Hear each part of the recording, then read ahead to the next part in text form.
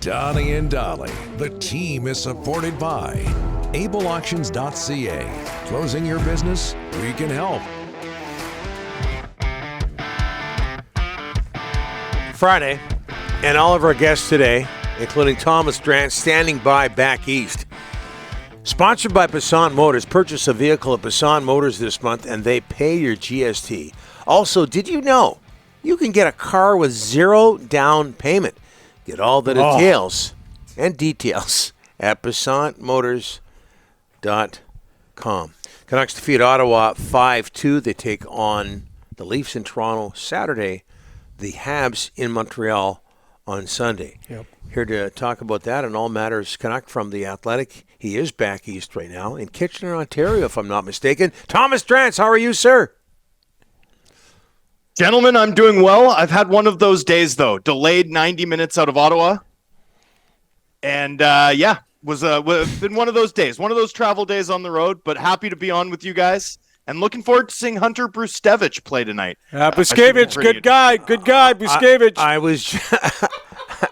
I was just going to ask you, what are you doing in Kitchener? And we're talking about a hot Canuck prospect, are we not, Thomas? Yeah, I mean, leading the OHL in scoring, drafted in the third round, has popped in a major way in the first 2 months of the season. I got to go see what the buzz is all about. Plus, kid's a good interview. That always helps. Yeah. Hey, before we get to last night's, much like yourself, before we get to last night's game, your article in The Athletic, tell us about Quinn Hughes and his shift to defense as a kid in Toronto and how that helped his future. Yeah, so Quinn Hughes played on this Toronto Marlboros team where they play every night, Friday night. Some legendary players, I mean, John Tavares would be among them, have come through that sort of GTHL system. And the way they do it, they play their home games Friday night at this rink, in Etobicoke in the sort of shadow of Lester B. Pearson Airport. And you play like minor Adam, and then minor Pee Wee, and then Pee Wee, and like all the way up until you get to the 16-year-olds. And so as a teenager, every Friday night, Hughes, his brothers too, would sort of play in the early games from like the ages of 10, 11, 12 on, and then stick around and watch Dylan Strome, Connor McDavid, the best players in the GTHL in their age group play. And at the time, Quinn Hughes was like a grinder, in his own words. He was like a defensively oriented forward. Stories about him being maybe too attentive on the back check, given that it was a game of 10-year-olds, and really it's just 2-on-1 after 2-on-1. So about the age of 12, a coach, Rich McLeod, who's actually the father of Michael McLeod, the New Jersey Devils center, and Ryan McLeod, the Edmonton Oilers center, suggested like what the team really needed was a puck-moving defender. Quinn seemed to like defending. Maybe it was a solution to the issue. Some discussions between Jim Hughes, Quinn's dad, and the coaching staff, which also featured, current Toronto Maple Leafs director of amateur scouting, Wes Clark. Hughes moved back to the back end, and as Hughes said, he loved it. And he said, I'm staying. He was just like adamant that he'd stay in.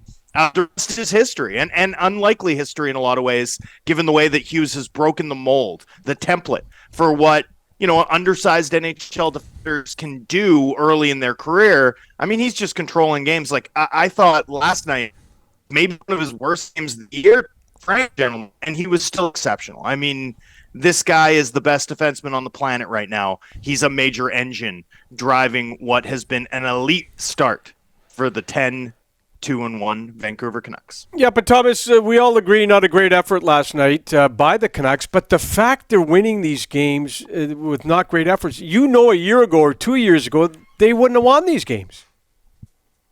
Well, they might have during the Boudreaux bump, Rick. That's one thing I'd note. Like, I do think we've seen this team grind out, victories in which they were the second best team. Here's what I don't think we would have seen, though, then. So I heard a story after the game where, Casey DeSmith allows the second goal that ties the game, right? And it's the sort of bounce that the Canucks haven't had many of go against them. But, I mean, that puck, truly, right? Like, ricocheted off the dasher, hit the Jumbotron, might have gotten caught in the rafters a bit. deflected off of Donnie's Hall of Fame plaque, off your bottle of Crown, off the ointment that I've been using for the past week to treat my thin skin, boys. Oh, we don't need to know that. And it goes in the net. And no one would blame the goalie. But Smith wasn't too happy with his performance, and he goes into the room and he's like, "Guys, sorry about that second one. That's on me." And like, everyone laughs. It's like, there's nothing anyone can do, don't worry about it, man. Don't worry about it. And I think that sense of looseness, of fun, of picking one another up, that there's like a maturity to Vancouver's game at the moment, and a maturity to the way they're interacting with one another. They were way harsher about their performance last night than I was, right? Like, I thought at the very least they managed the puck well, and they didn't play well. They were the second best team on the ice, in my opinion, but they didn't make big mistakes, really, right? Like, they didn't get broken down very easily. I don't think they gave up a ton of, like, 5-alarm scoring chances, and so I sort of thought, not your best effort, but I didn't think they played that badly. Players were killing themselves for their performance. Like, they were exceptionally harsh on themselves, but they were also, because everything is going this team's way, in sort of a funny way. I mean, I listened into one player's scrum where they were just blasting the team's performance and their own individual performance, and I sort of went up to them and pitched them on, like, "Hey, look, I thought you guys were pretty good away from the puck. Was it that bad?" And their response to me was, "I feel like I spent 15 minutes skating around in circles." That looseness, that sense of fun, and then you combine it with some of the structural elements that we saw. I mean, that to me is what really feels different, Rick. Like, it's not the results, sort of getting results in games they wouldn't have in the past, because I think this team's won games where they didn't deserve it. They've won games where their goalie stood on their head. They've won games because their finishing game can be on point. Last night, though, to me,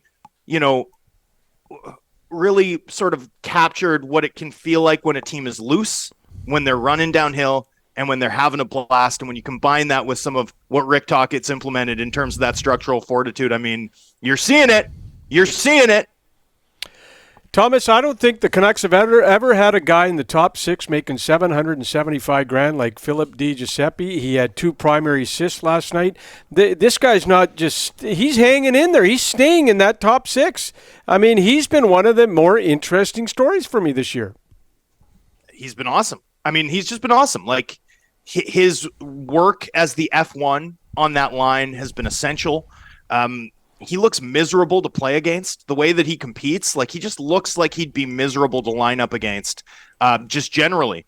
I think he's been really good. I don't know what the production is. I guess you said he had 2 points, so is he at 6 for the season?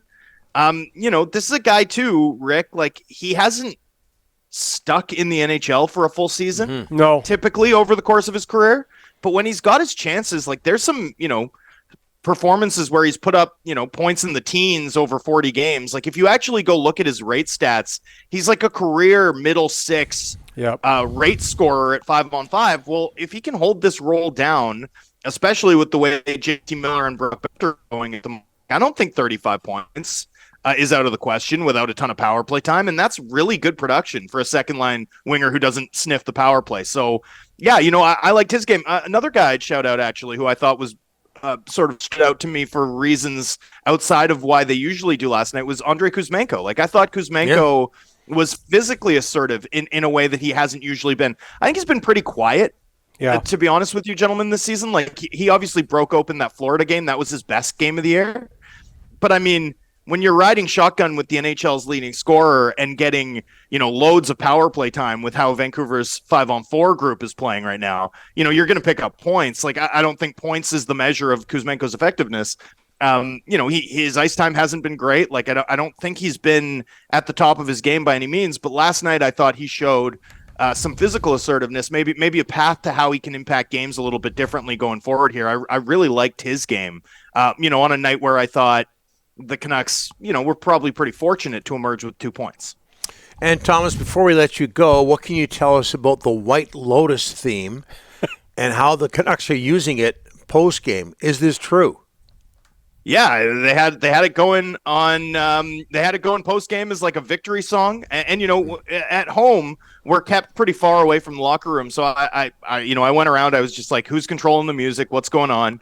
I haven't gotten to the bottom of that yet, but this is new. This isn't like a victory song they've been playing all year. This started after Monday night's win against the Edmonton Oilers. They were blasting it.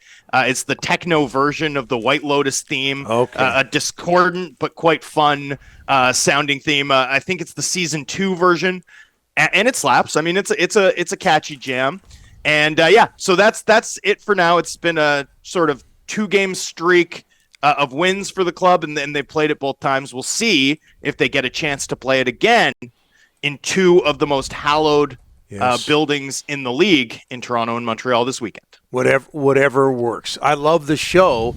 The theme's an interesting choice for a hockey team. Thomas, all the best in Kitchener. We look forward to hearing about Hunter. Thank you, gentlemen. I'll provide the update at the Athletic tomorrow. Should be a Q&A at least, and then I'll have more next week. But looking forward to seeing him play, and looking forward to covering these games this weekend. Thanks for accommodating me with the later start today, by the way, boys. No problem at all. Anytime. Anything for you, Thomas. We appreciate it. Yeah, I appreciate it. I'm Mr. Planes, Trains, and Automobiles over here today. So Great movie. Great movie. the best. Thanks, Thomas.